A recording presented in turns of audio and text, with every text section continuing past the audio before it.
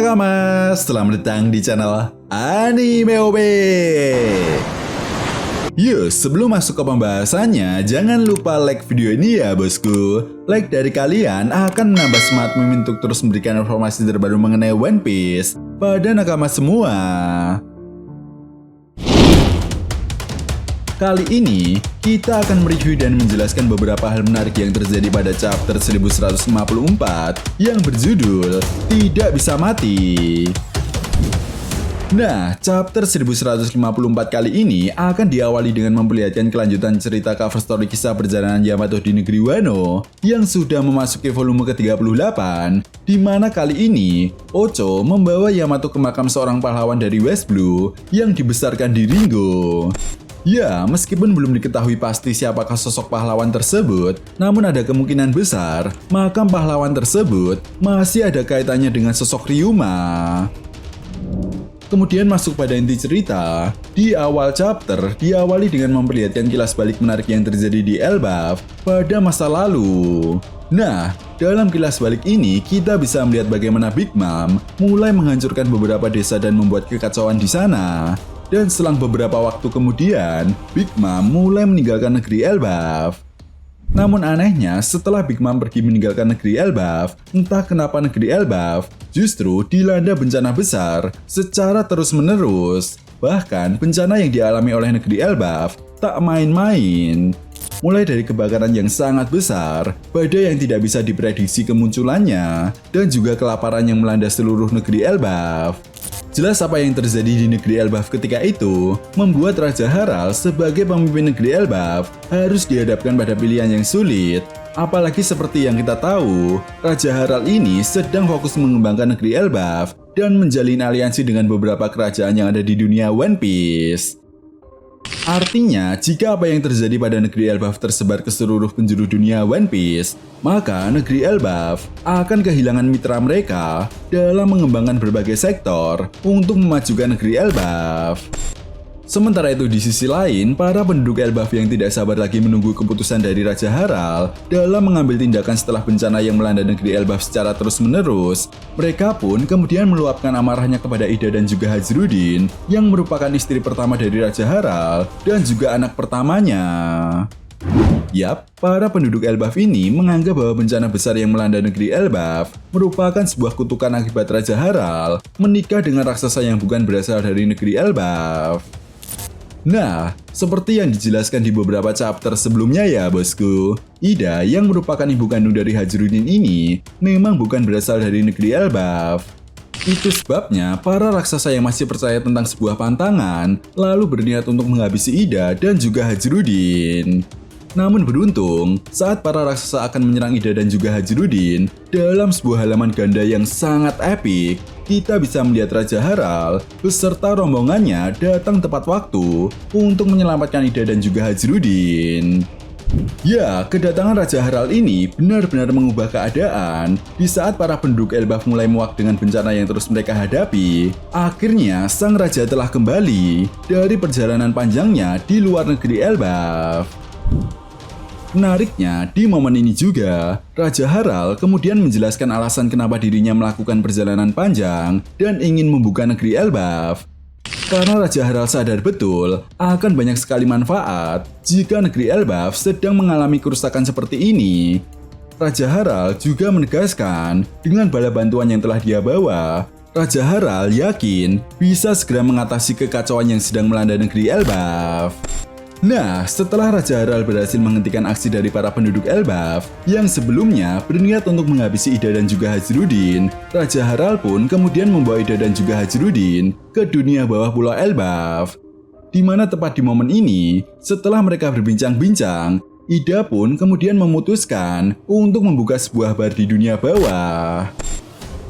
Sementara itu di sisi lain, lebih tepatnya di Kastil Aurus, kita bisa melihat Estrida yang mulai berbaring lemas karena suatu penyakit. Bahkan yang lebih mirisnya lagi, sebelum kepulangan Raja Harald, Estrida tiba-tiba dikatakan telah meninggal. Belum diketahui pasti bagaimana reaksi dari Raja Harald ketika itu. Namun yang jelas, Raja Harald justru lebih memilih untuk menemani Ida di dunia bawah pulau Elbaf sebelum kembali ke Kastil Aurus. Setelah itu scene pun kemudian berganti dan memperlihatkan kilas balik yang terjadi 56 tahun yang lalu. Nah, di momen ini, kita bisa melihat Raja Harald yang sedang mendatangi sebuah pertemuan referee yang diselenggarakan di Tanah Suci Merijoa. Nah, seperti yang kita tahu ya bosku, memang pertemuan referee ini sudah ada sejak puluhan tahun yang lalu, dan pertemuan ini juga rutin diadakan 4 tahun sekali untuk membahas berbagai isu penting yang sedang terjadi di dunia One Piece.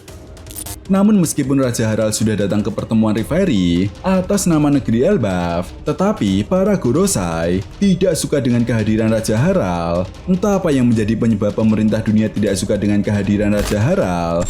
Tetapi menurut Mimin, semua ini ada hubungannya dengan sejarah abad kekosongan, di mana seperti yang diperlihatkan pada mural pohon Adam, negeri Elbaf adalah sekutu dari kerajaan kuno yang menentang pemerintah dunia di masa lalu.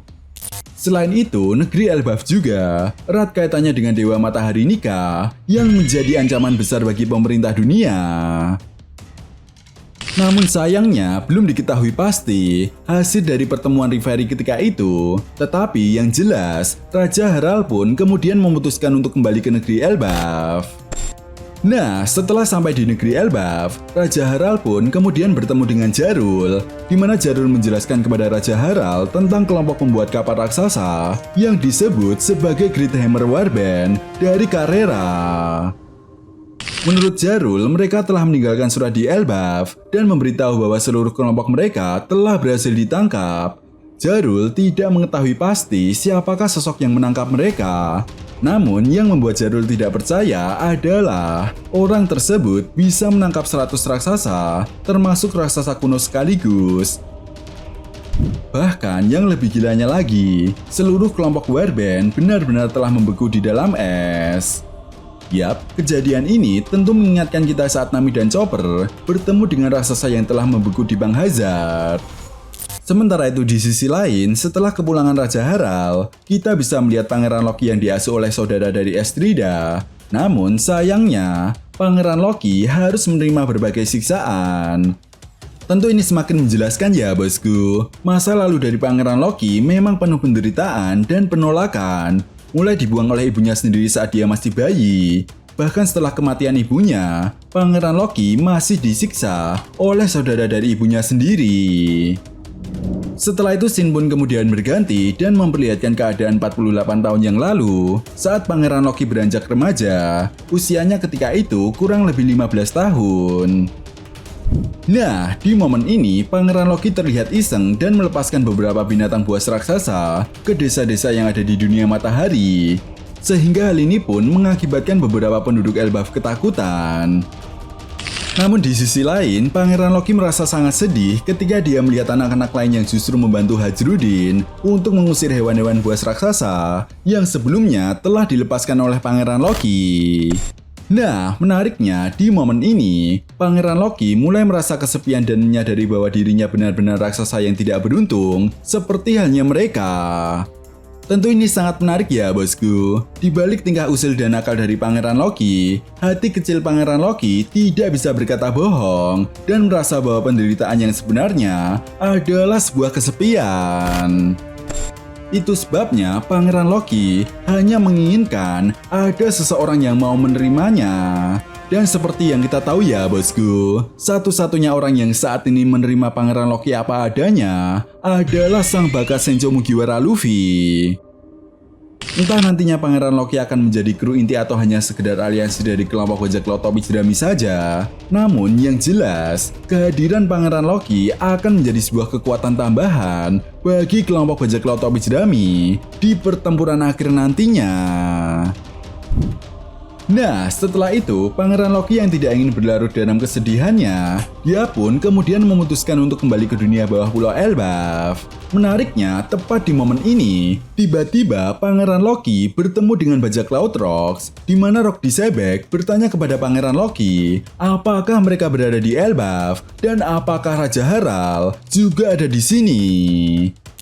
Belum diketahui pasti sebenarnya apa tujuan bajak laut Rox datang ke negeri Elbaf dan mencari Raja Harald. Namun, menurut Mimin, ini ada kaitannya dengan insiden yang menimpa kelompok The Great Hammer Warband, pembuat kapal raksasa kuno yang telah dibekukan oleh seseorang.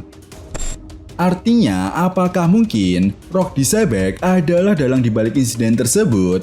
Entahlah, tapi yang jelas Rock Disebek ini sebelumnya pernah bertemu dengan Raja Harald di pertemuan Reverie yang terjadi 56 tahun yang lalu dari timeline dunia One Piece saat ini.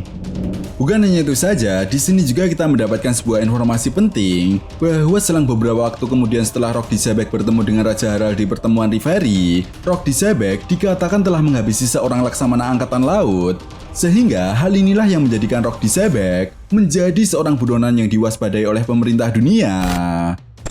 Bahkan kekuatan Rock Disebek seolah menjadi sebuah bukti bahwa dia mampu mengalahkan sekelas laksamana atau bahkan menghabisi salah satu admiral pada masa lalu. Ya, meskipun belum diketahui pasti siapakah laksamana admiral yang dihabisi oleh Rock Disebek ketika itu, tetapi yang jelas, laksamana admiral tersebut satu angkatan dengan Sengoku, Nenek Suru, dan juga Monkey D. Garp. Setelah itu di akhir chapter, saat Rock Disebek datang mengunjungi Pulau Elbaf, kita pun diperlihatkan wujud dari Rock Disebek dengan sangat jelas. Ya, menariknya Rock Disebek diperlihatkan memiliki dua warna rambut yang berbeda. Bahkan yang lebih gilanya lagi, wajah dari Rock Disebek ini sangat mirip dengan Kurohige. Ya, karena seperti yang diinformasikan pada chapter kali ini, Rock Disebek adalah ayah dari Kurohige. Nah, tentu banyak dari para fan One Piece yang memang sudah tidak kaget lagi dengan informasi ini. Karena seperti yang kita tahu juga ya bosku, Oda Sensei telah memberikan berbagai petunjuk. Mulai dari markas bajak laut Kurohige yang berada di Pulau Hachinosu, yang merupakan tempat di mana bajak laut Rocks terbentuk, lalu kapal dari bajak laut Kurohige yang bernama Saber of Sebek, menjadi sebuah petunjuk besar jika Kurohige memang memiliki hubungan dengan Rock Disebek, yang merupakan ayahnya sendiri.